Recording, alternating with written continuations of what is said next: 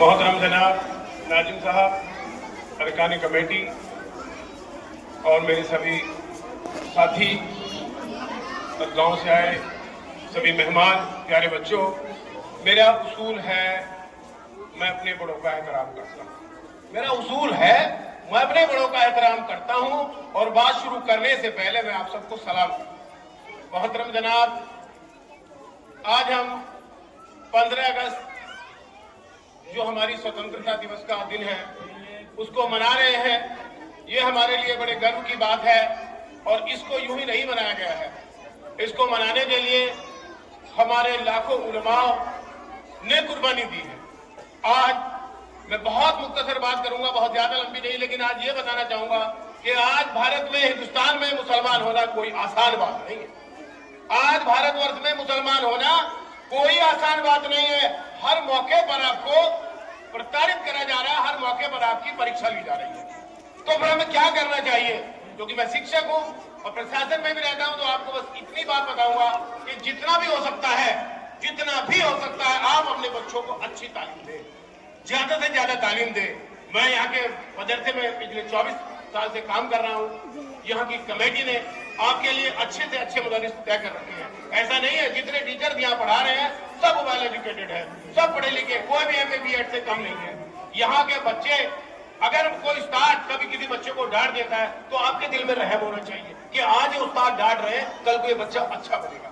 आपका ये फर्ज नहीं है कि आप छोटी सी बात पर आकर के मदरसे या कमेटी की शिकायत करें। आप आकर के बताएं, आपका कोई अच्छा सुझाव हो आप कमेटी को बताएं, हम और बेहतर कोशिश करेंगे।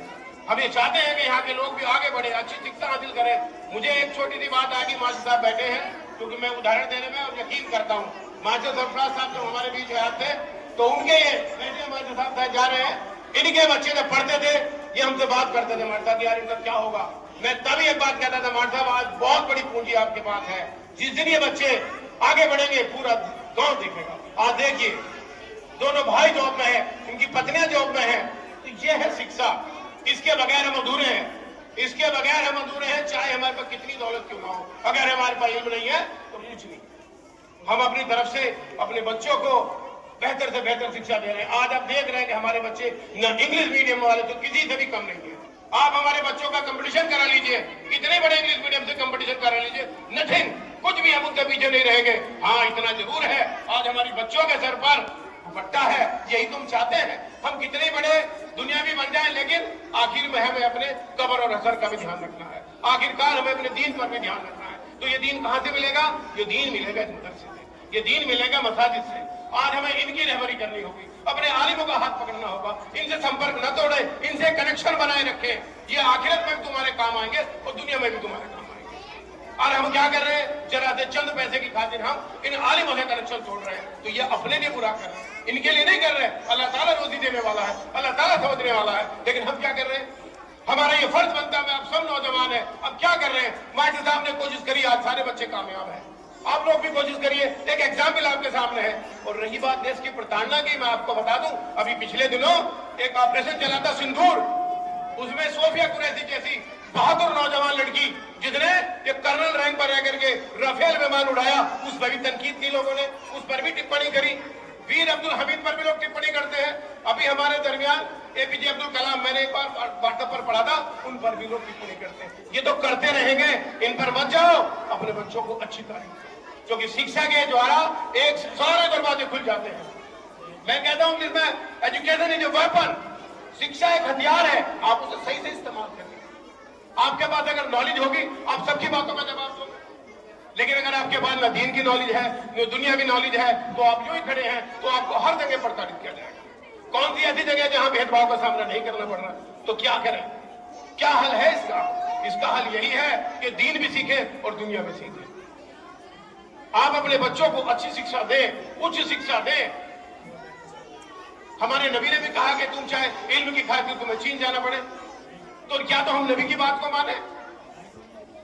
लेकिन हम क्या कर रहे हैं? आज हम अपने कारोबार में इतने मशगूल हैं, अपने बच्चों पर ध्यान नहीं दे रहे। हम ये तो चाहते हैं कि हमारे घर डॉक्टर नहीं आए, हम ये तो चाहते हैं कि हमें टीचर बहू मिले, लेकिन भैया उन्हें पढ़ाएगा कौन?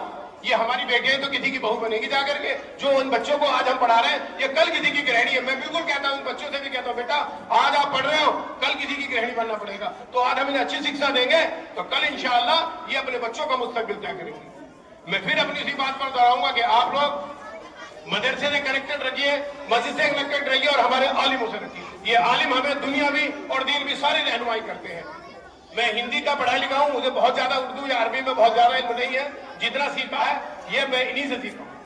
लेकिन फिर भी मैं लगातार मेहनत करता हूं। आप लोग भी वो रखिए कि चाहे खर्चा कम करिए लेकिन बच्चों को पढ़ाइए, क्योंकि इनके बिना कुछ भी नहीं हो सकता। आज अगर हिंदुस्तान में अपने वकार को कायम रखना है, अपने वजूद को कायम रखना है, तो आपको शिक्षित होना है। ऐसी बात नहीं है जो लोग शिक्षित है। अभी पिछले दिनों एक पर आया था कि मदरसे से पढ़े 1200 बच्चों ने नीट क्लियर किया। आज भी केवल यही एक क्षेत्र ऐसा शिक्षा का जिससे आप कुछ भी हासिल कर सकते हो। अपने बच्चों को वकील बनाओ, डॉक्टर बनाओ, पुलिस में भेजो। अरे भाई जब तुम भेजोगे नहीं फिर कहोगे कि साहब नौकरी पे नहीं है। बताओ यहाँ इतने गांव है, इतने बड़े गांव में कोई एक व्यक्ति का पुलिस में क्यों नहीं गया? कोई एक व्यक्ति मिलिट्री में क्यों नहीं गया? क्यों नहीं गया? सोचो जरा, कल्पना करो क्यों नहीं गया।